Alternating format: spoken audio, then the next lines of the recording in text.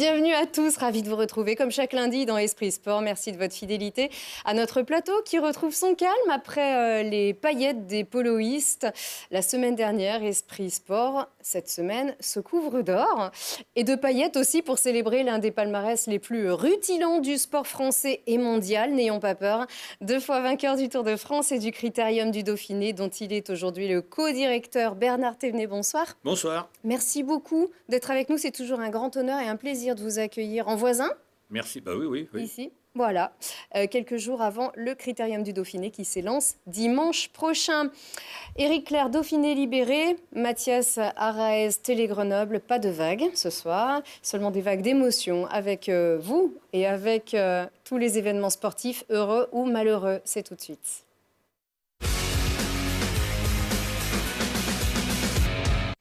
Une première victoire en pro pour l'Isérois Nance Peters. Sur la 17e étape du Giro, le coureur d'AG2R termine premier. Le natif du Trièvre rentre d'Italie en ayant porté 3 jours le maillot blanc et se classe 61e au général. Le plateau du 400 mètres haies de l'US Saint-Égrève était une année encore très relevée. Parmi la soixantaine d'athlètes de haut niveau spécialistes de la discipline, Nina Brino remporte l'épreuve chez les dames en 57 secondes 61. Chez les hommes, c'est Ziad Azizi qui s'impose en 50 secondes 28. C'est un meeting où il n'y a que du 400 mètres haies, presque que du 400 mètres haies dans la première partie. Les conditions climatiques sont toujours bonnes, la piste est excellente. Et donc les athlètes reviennent, il y a un 5e d'athlète en féminine là qui a battu son record encore aujourd'hui. Plus de 400 coureurs au départ du trail de la Sûre. Sur le 12, le 30 ou le 55 km, les participants sont arrivés au campus de la Brunerie. Les premiers du long format sont arrivés en 6 heures. Bravo, le 5. À Sassenage, la 4e édition de l'Open international d'échecs organisé par le club de la Reine Blanche a tenu en haleine les meilleurs joueurs. Avec un plateau principal et un plateau jeune, ce tournoi homologué par la Fédération française était ouvert à tous. En voilà un qui ne connaît plus l'échec. Champion du monde l'été dernier, le Grenoblois Olivier Giroud soulève l'Europa League avec son club de Chelsea. Le 9e trophée de sa carrière en club, l'attaquant se paye même le luxe de finir meilleur buteur de la compétition avec 11 réalisations. Et on se quitte en image à Alvar où les fous du drift s'en sont donnés à cœur joie. Parmi les coureurs, le Français Nicolas Delorme, champion du monde 2016, était de la partie.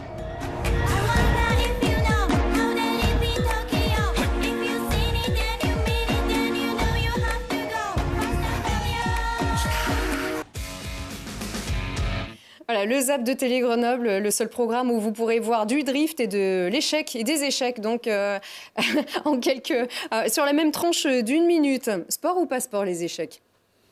Je serais tenté de dire non, mais... Ah, sport cérébral. Sport d'esprit. Eh oui, absolument. Messieurs? Joker. Joker, Bernard.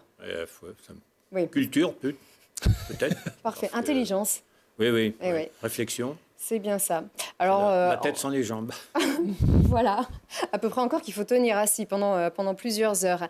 Et bien sûr, c'était vraiment l'info sportive de ce week-end et le sort malheureux du FCG Rugby qui n'a donc pas réussi son pari. Le FCG descend en Pro D2. Le récit, c'était à Brive et c'était ce dimanche. Le coup de massue qui vient enterrer la saison du FCG et le fait chuter jusqu'en Pro D2. Le pari est perdu pour les rugbymen grenoblois qui laissent filer à Brive la dernière occasion de se maintenir en top 14. Une pilule très amère pour un groupe battu et abattu comme l'ancien briviste Gaëtan Germain. Ah, c'est la loi du sport. Il y a des moments c'est bien, il y a des moments c'est pas bien, mais là c'est dur et puis voilà. Là, je suis très triste, mais avec du recul, je serais content quand même pour les copains du CAB et puis pour ce club, cette ville. Voilà, j'y suis très attaché et je suis content pour eux. Et pourtant, personne n'est vraiment surpris. Cette défaite s'inscrit dans la logique de la saison où le FCG, toujours à la peine, n'a jamais convaincu, contrairement à Brive, en tête de la saison régulière de Pro D2. Mais ce qui laisse des regrets, c'est la manière, car il y avait la place, tant sur la saison que sur le match, où si souvent les Grenoblois pouvaient reprendre l'avantage. Mais ici encore, des petites erreurs invalides, 2 essais et rappellent l'ascenseur émotionnel. On croit qu'on marque sur le porté, on marque pas. Après première mi-temps, on croit qu'il y a essai, mais il y a un en avant. Donc voilà, dans les petits détails, on fait que Brive a remporté ce match. On aurait pu mener quand même 13-0. Et à 13-0, avec une équipe qui a déjà pris un gros coup sur la tête la semaine dernière en perdant la finale. Donc ça nous donnait une autre dynamique, ça éteignait un petit peu les supporters aussi. Et je pense qu'ils auront le match, il y aurait eu un scénario certainement différent. Et avec Dessy, on refait toute la saison, toutes les saisons. Le FCG navigue entre Top 14 et Pro D2 depuis 3 ans. Dur pour les nerfs. Il va falloir digérer. Heureusement qu'on a les vacances. Mais on va revenir. On va revenir et on va faire quelque chose en Pro D2. Avec qui, avec quels moyens, les questions déferlent comme les larmes à leurs yeux, symbole aussi de la détermination de tout un club à ne pas en rester là. Vous l'avez fait. Là, le gros coup au moral du côté du FCG Rugby. Éric, Claire, finalement, comme on le dit, dans la logique de la saison, il n'y avait pas trop de surprises sur cet épilogue? Non, parce que j'entendais dans le commentaire, on disait qu'il y avait de la place, mais c'est ce qu'on a dit quasiment à tous les matchs. Voilà, après le bilan, c'était une équipe qui a fini à 9 points quand même d'Agen, 12e. C'est une équipe qui a gagné que 5 matchs sur 27 dans sa saison. C'est pas beaucoup. Hein. Je pense que voilà, c'est une équipe qui n'a pas été invitée dans ce championnat, qui est de plus en plus dur. Hein. On a vu justement, c'est la première fois que les deux promus redescendent de concert dès la première année avec Perpignan. Donc voilà, c'est le constat que c'est un championnat qui est de plus en plus dur, de plus en plus exigeant. Mais cette année, encore une fois, le FCG n'était pas invité dans cette compétition. Bernard Téné, qu'est-ce que ça vous inspire? Vous l'avez suivi, ce match? Oui, j'ai suivi, évidemment, beaucoup de tristesse, mais c'est vrai que je suis d'accord avec Éric. Hein, on retrouve un peu tous les petits gestes. Il n'y a pas grand-chose, hein, peu de choses, mais des fois, un geste mal assuré, une passe qui n'arrive pas, on se fait reprendre le ballon. Plusieurs fois, j'ai vu que, quand même, c'est étonnant, les avants de Brive qui ont percé la défense. À plusieurs fois, il y a un gars, je sais pas, un joueur avait un ballon et d'un seul coup, il avançait de 30 mètres. On a l'impression que les Grenoblois étaient dépassés non pas par le jeu, mais par l'enjeu.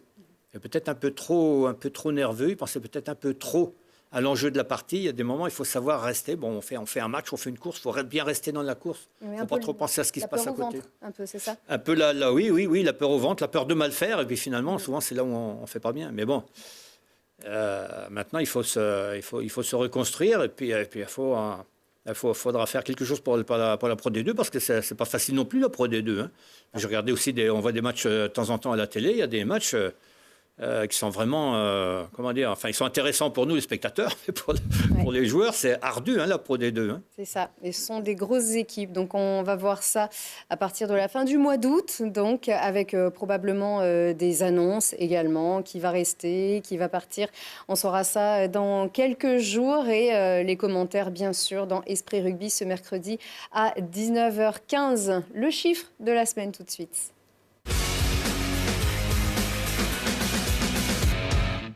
Chiffre 2. Oui, tout à fait, Lucie. Le chiffre 2, comme la place décrochée par la Grenobloise Laura Tarantola au championnat d'Europe d'aviron à Lucerne, en Suisse, donc associé à Claire Beauvais.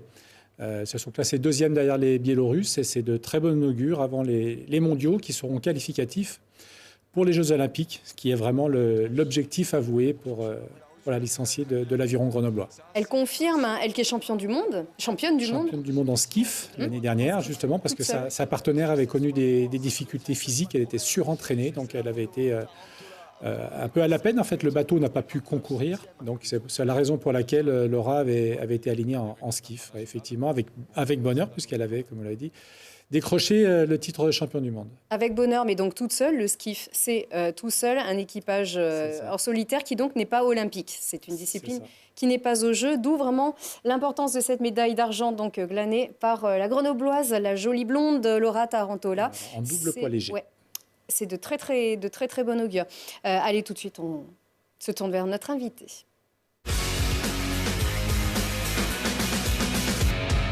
Car plus le temps passe et plus ce temps donne de la saveur à l'exploit accompli par notre invité, car depuis lui, seuls 2 Français ont pu remporter le Tour de France. C'était Fignon 2 fois et Hinault 5 fois.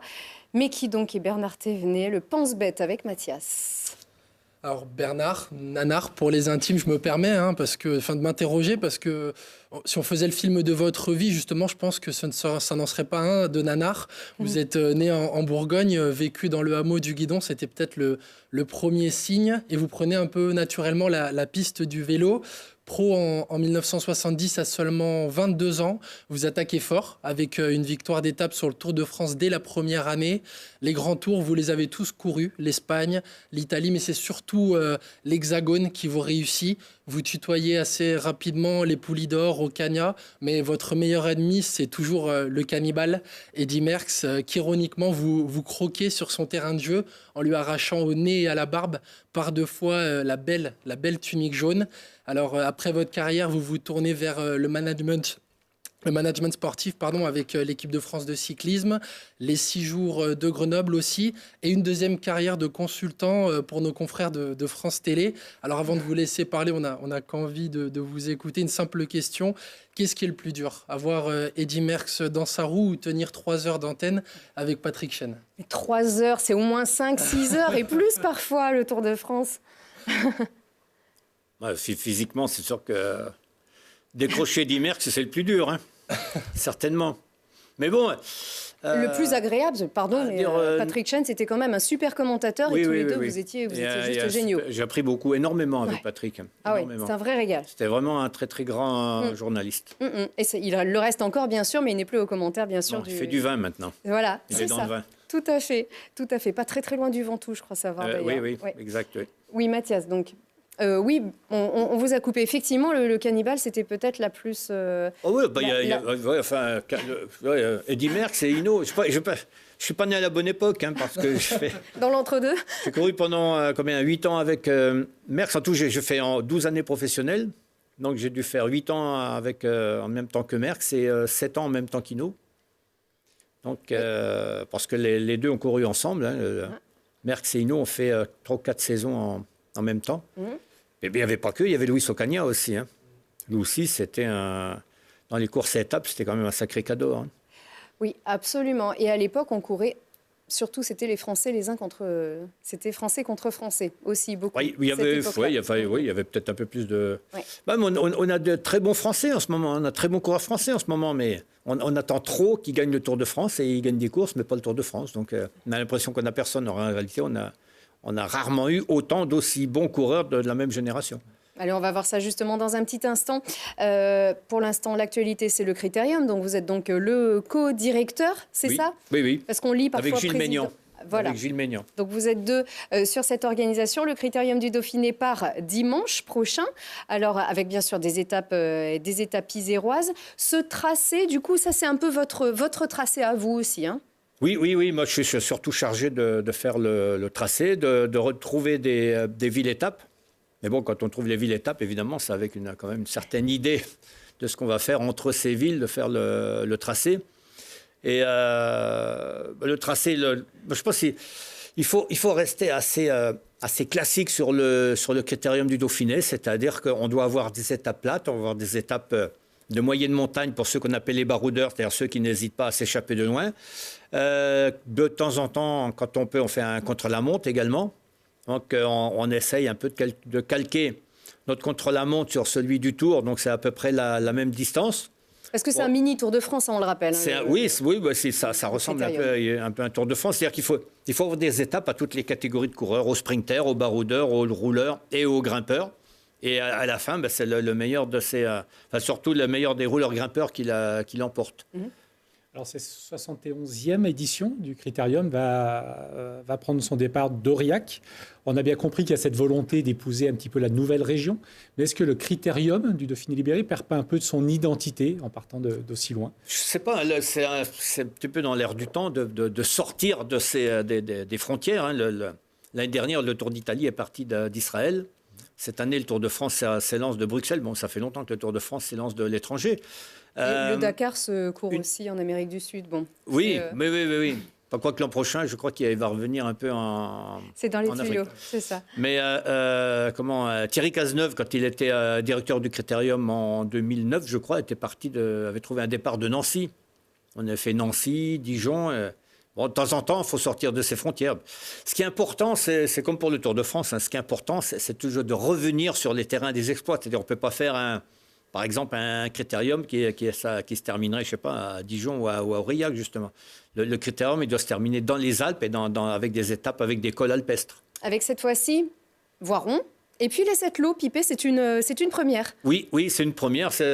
Moi, j'aime bien, quand dans le critérium, trouver de nouveaux terrains, faire découvrir de nouveaux terrains. Et là, ceux qui vont découvrir la montée de Pipé, les 7 lots, ceux qui ne sont pas grimpeurs, ils vont être surpris. Mais même les grimpeurs, je pense qu'eux, ils seront contents parce qu'ils auront vraiment un terrain pour exploiter leur qualité. Il y a une patte un peu personnelle aussi, justement, dans ce parcours, des routes que vous aimiez courir. Compter. Non, pas tellement. Non, je cherche à faire des étapes qui ont une grande valeur sportive. Mais non. Bon, bien sûr, quand je passe chez moi, ça me fait plaisir. Quand ça arrive à Pipé, il n'y a pas eu besoin de me demander longtemps pour faire une arrivée à Pipé parce que c'est à côté de chez moi. Ah oui, il passe devant votre maison ou pas Non, mais ça me fait plaisir de faire découvrir ma région, enfin, faire découvrir le Grésivaudan, puisque j'habite dans le Grésivaudan, autant le dire. Bon, ça me fait plaisir, c'est sûr. Mais je ne vais pas rechercher à passer tous les ans dans cet endroit-là. Mais c'est sûr qu'il faut que le critérium se termine dans les Alpes, un peu, on peut dire pratiquement n'importe où dans les Alpes, hein, mais on peut pas terminer sur une étape de plat ou quelque chose comme ça, parce que le critérium, c'est quand même une épreuve de montagne avant tout. On présente souvent le critérium comme une répétition générale avant le Tour de France. Dans quel état d'esprit sont les favoris, justement? Est-ce qu'il n'y a pas une partie de cache-cache, une volonté un petit peu Je pense qu'il y a deux catégories de coureurs ou de directeurs sportifs, parce que les directeurs sportifs aussi interviennent dans la conduite des coureurs. Il y a ceux qui viennent là un peu pour se préparer, pour peaufiner leur forme, et puis il y a ceux comme les derniers vainqueurs qui, eux, n'hésitent pas à venir pour gagner le critérium, parce que c'est une bonne ligne dans le palmarès. Sur les 6 dernières années, par 4 fois, le vainqueur du Dauphiné était également le vainqueur du Tour. Et dans ces 7-8 dernières années, très souvent, dans les 10 premiers du Tour de France, on trouve 6, 7, parfois 8 coureurs qui ont participé au critérium du Dauphiné. Donc ça veut dire qu'ils étaient déjà en bonne condition physique au critérium du Dauphiné. Ce serait une erreur aussi de ne pas faire le critérium avant de s'engager sur le Tour? Il y a de temps en temps, les coureurs ont le choix avec d'autres courses. Mais moi, je pense que c'est une très bonne option, le critérium du Dauphiné, parce que c'est une course qui dure pendant 8 jours. C'est une course qui laisse du temps entre la fin du critérium et le début du Tour de France pour éventuellement peaufiner sa forme si on n'est pas en pleine condition physique. Et puis, c'est surtout une course qui permet aux leaders de s'affirmer. C'est quand même bien quand on fait une bonne performance dans le Dauphiné, on se rassure, on rassure ses coéquipiers, puis on fait un peu douter l'adversaire, donc c'est quand même pas mal. Même si c'est une dimension affective quand même pour beaucoup. Le critérium aussi, c'est la course préférée de beaucoup de coureurs. Ça, c'est sûr. On se souvient de Luc Leblanc qui n'avait pas pu la gagner justement dans les années 90. C'était vraiment sa course. Voilà, par exemple. Eric ? On ne sait pas s'il prendra part au critérium. En tout cas, l'actualité, c'était aussi le Giro ces derniers jours, avec la victoire de Nance Peters, l'Isérois, sur la 17e étape. Qu'est-ce que ça vous inspire, justement, qu'un local comme ça brille à ce niveau-là? Ce que je disais tout à l'heure, on a de bons coureurs en France, la preuve. Hein. Tiens, je ne sais pas s'il y a beaucoup de gens qui connaissaient Nance Peters avant qu'il remporte cette étape. Mais, nous, oui, mais on est chauvin, alors. Oui, parce on le connaît, parce que surtout, on n'habite pas loin. Mais c'est un très bon coureur qui est professionnel depuis 2 ans.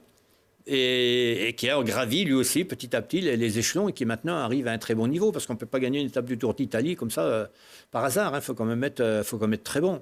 Donc, bravo à lui. Le champion que vous avez été, vous justement, quel avenir on peut lui prédire? C'est difficile encore de... Oui, c'est difficile parce qu'on ne connaît jamais vraiment la marge de progression des coureurs.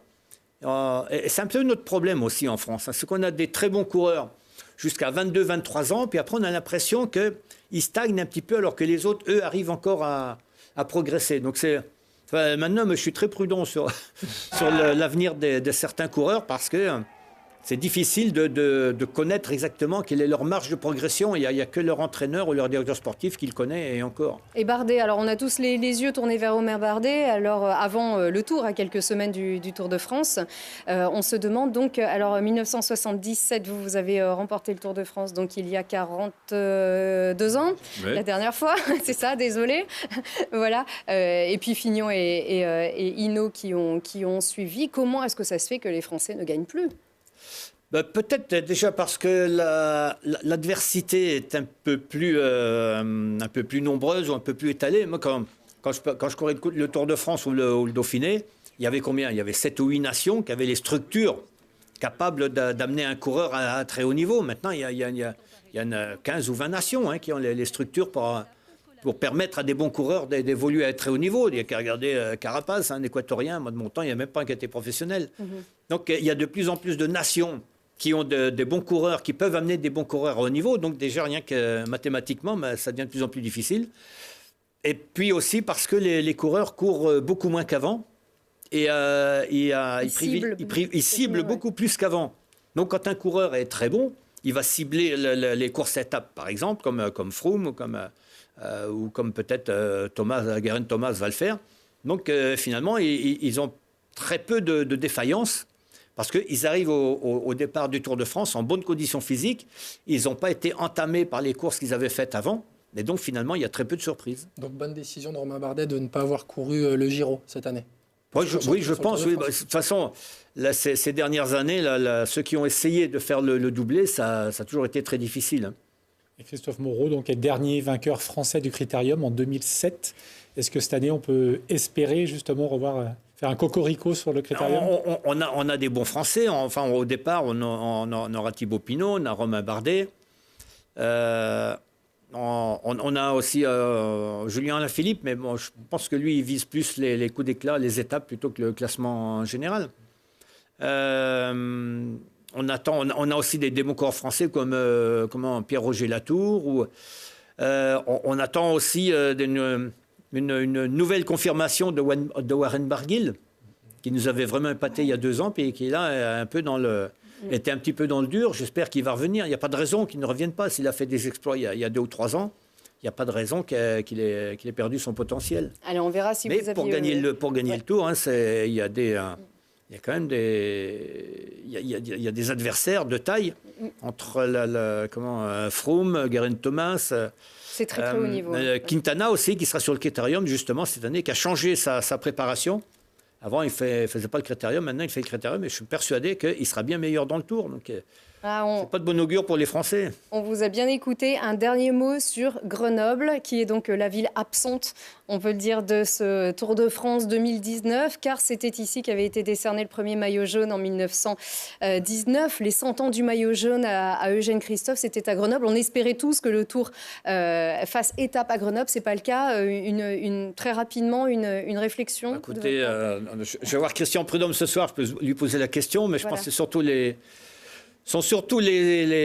lecteurs du Dauphiné, du journal, oui, le Dauphiné libéré, qui lui poseront des questions demain, et bien sûr qui lui poseront la question, parce que c'est lui qui peut répondre à cette question-là. D'accord, vous n'avez pas un avis tranché là-dessus, vous le regrettez par contre? Non, c'est pas moi, je ne fais pas le parcours du Tour de France, mais par contre, je connais les problèmes qu'il y a pour faire des parcours, je connais les problèmes qu'il peut y avoir, relationnels qu'il peut y avoir avec les villes.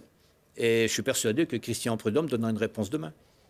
Absolument. En tout cas, merci beaucoup. On vous retrouvera bien sûr dans le temps additionnel d'Esprit Sport sur télégrenoble.net et également ce vendredi sur Télégrenoble. D'abord, on a l'agenda préparé par Mathias.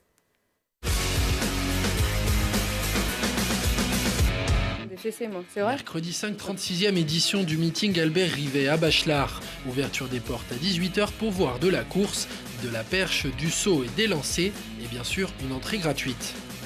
Jeudi 6, 14e édition du Téléthon néerlandais à l'Alpe d'Huez. À pied ou à vélo, les participants peuvent gravir jusqu'à 6 fois la montée. Objectif, récolter des fonds pour la lutte contre le cancer. Du 7 au 10 juin, l'Euro Nordic Walk pose ses valises dans le Vercors. Déjà plus de 3000 marcheurs venant de toute l'Europe sont annoncés et il y en aura pour tous les goûts. Samedi 8 et dimanche 9, les Monkeys de Grenoble organisent la phase finale du championnat d'Ultimate de National 2 au stade Raymond Espagnac. 3 des 6 meilleures équipes prendront le wagon pour la N1. Les mêmes jours, Crolles accueillera les finales nationales des championnats de France de gym artistique et trampoline. Un gros dispositif puisque les 4 gymnases de la ville sont réquisitionnés. Voilà, merci beaucoup Mathias pour cet agenda. Merci encore Bernard Thévenet d'avoir été avec nous. Beau critérium et puis bon Tour de France aussi à vous. Merci Eric Claire, merci Mathias et vous à très vite.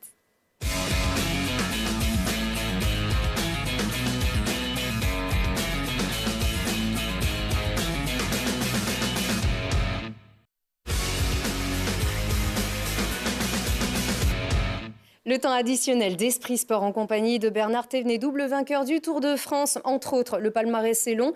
Éric Clair, journaliste au Dauphiné Libéré, et Mathias Arez, le critérium du Dauphiné qui s'appelle plus le Dauphiné Libéré, hein, c'est le critérium du Dauphiné, désormais qui s'élance dimanche prochain de Aurillac, donc le grand Dauphiné qui va donc visiter l'Auvergne. On en a bien parlé dans notre émission Esprit Sport de cette semaine. On ne peut pas ne pas évoquer ces Tours de France que vous aviez gagnés il y a quelques années de cela, car comme on l'expliquait, ils sont plus nombreux, les Français, désormais, à avoir gagné des Tours de France, qui sont encore, qui sont quand même de ce monde, c'est vrai.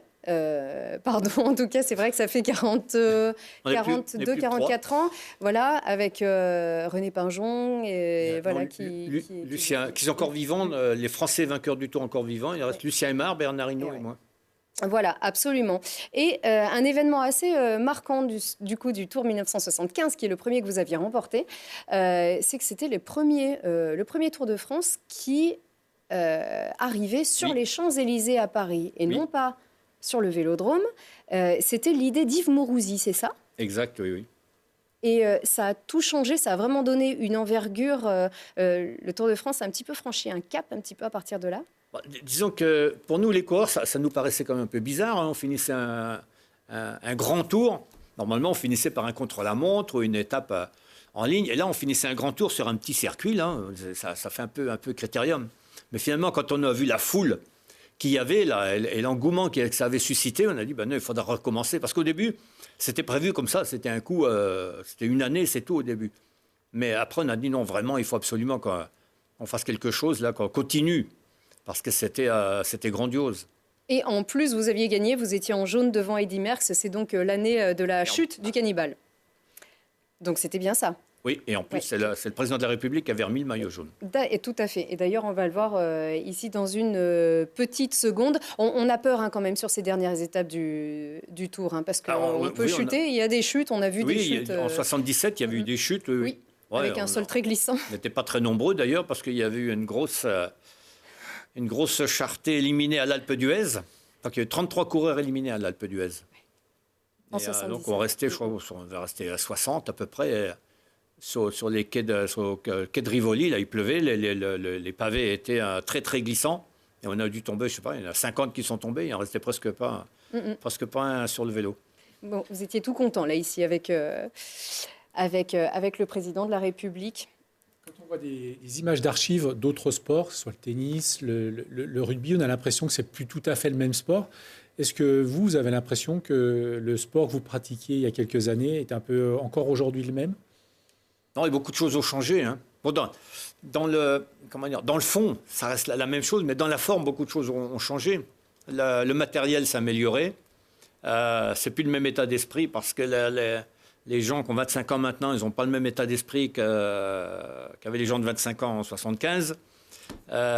Mais dans un sens, c'est bien parce qu'au moins, c'est signe que le cyclisme et le sport en général n'est pas ringard. S'il restait avec le même état d'esprit qu'il y a 50 ans, ça serait ringard et il n'y a plus personne qui voudrait y participer. Donc il faut que le sport reste avec sa génération. Alors, évidemment, les anciens, des fois, parfois ça nous surprend parce qu'on regrette un petit peu. On dit, dans le temps, il y avait plus d'animation, il y avait plus. Mais moi, je pense que c'est pas plus mal que le sport reste dans sa génération. Qu'est-ce qui vous plaît et ce qui vous déplaît dans le cyclisme d'aujourd'hui ? Il faudra commencer par ce qui me déplaît, c'est que beaucoup d'équipes adoptent les mêmes tactiques. C'est un peu stéréotypé. C'est-à-dire on ne prend plus de tellement de plaisir à se dire comment que ça va se passer, comment ça va se faire, parce qu'on connaît un petit peu quand même, facilement la course d'avance. Est-ce qu'il y a encore un peu trop d'oreillettes peut-être aussi? Les oreillettes, mais c'est surtout dans la façon de courir. On a l'impression que maintenant, c'est aussi une des tares, entre guillemets, du monde moderne, c'est qu'on veut toujours faire des calculs avant. C'est planifié. Donc, on a l'impression que quand on présente la carte du Tour, ça y est, déjà, les directeurs sportifs, ils savent où leur coureur va attaquer, qu'est-ce qu'il va faire maintenant. Il faut prendre comme ça au feeling. Et quand on regarde bien, il y a beaucoup de sports comme ça aussi. Même au rugby aussi, c'est pareil, on a l'impression. Enfin, quand je parle avec des anciens rugbyman, parce qu'on est sur le Tour de France, on est très potes avec les rugbyman, surtout quand on est dans le sud-ouest, là-bas. Ah bah oui. Ça discute beaucoup. J'étais samedi dernier, on a fait j'étais au Tourmalet, je ne suis pas monté en vélo parce que je n'ai plus la capacité. Mais il y avait Louisou Armari. On a discuté aussi de rugby. Et c'est vrai que lui aussi, il disait maintenant, on a l'impression, il y a plus ces coups de génie ou ces coups aussi. Il y a des moments, ça ne marchait pas toujours. Hein. Mais au moins, il y avait plus de. Le coureur ou le joueur était plus responsable et il pouvait faire un peu, pas ce qu'il voulait, mais il était. Oui, il avait plus de possibilités de s'exprimer. Que maintenant, on a l'impression que partout, on donne un certain champ aux gens, mais il n'y a pas moyen de s'écarter de ce champ. Les tacticiens ont pris le pas sur le panache, sur la... Je ne sais pas ce qu'en pense Eric, mais moi je trouve que... Je n'ai pas compris, je voulais laisser finir justement sur le fait de... Qu'est-ce que vous aimez aussi dans le cyclisme d'aujourd'hui? Ce que j'aime dans le cyclisme d'aujourd'hui, c'est la modernisation, parce que c'est quand même beaucoup plus facile. Maintenant, ils ont beaucoup plus de facilité. Ils ont un bus qui les amène au départ, ils sont tranquilles. Dès l'arrivée, ils peuvent aller dans le bus. Nous, on rentrait à l'hôtel en vélo. Maintenant, ils rentrent en bus, c'est quand même plus confortable. Ils peuvent déjà récupérer dans le bus. Donc, ils ont beaucoup plus de facilité. Bon, ils sont aussi mieux payés. Un coureur, dans le temps, il y a des coureurs qui finissent la carrière, il n'a pratiquement rien gagné. Au moins, maintenant, un coureur, il sait pourquoi il court. C'est quand même beaucoup mieux. Il est hyper connecté aussi, le coureur d'aujourd'hui. Oui, il est hyper connecté. C'est peut-être pas. Il y a peut-être. Je pense qu'il y a quelques coureurs qui apprécient ça certainement, mais il y en a d'autres qui ne l'apprécient pas parce que justement, on les maintient dans un cadre rigide. Alors que certains coureurs aimeraient peut-être bien aussi eux jouer leur partition et faire ce qu'ils ont envie de faire finalement, pouvoir s'éclater. Mais maintenant, ça devient de plus en plus renfermé. Moi, j'ai trouvé ça un petit peu moins accessible à la Mure il y a 2 ans. J'ai trouvé qu'il était plus difficile d'approcher les coureurs, comme ça avait été le cas auparavant. On pouvait vraiment... oui, parce que je vous disais, avant, on arrivait de l'hôtel en vélo, donc c'est sûr qu'on était plus abordable.